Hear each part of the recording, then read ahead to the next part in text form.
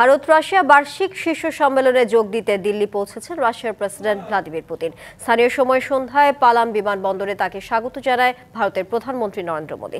NDTV জানায় শুক্রবার শীর্ষ ওই সম্মেলনে যোগ দেবেন পুতিন। তার আগে ভারতের রাষ্ট্রপতি ভবনে আনুষ্ঠানিকভাবে স্বাগত জানানো হবে তাকে। এরপর হায়দ্রাবাদ হাউসে দ্বিপক্ষীয় বৈঠকে বসবে মোদী ও পুতিন।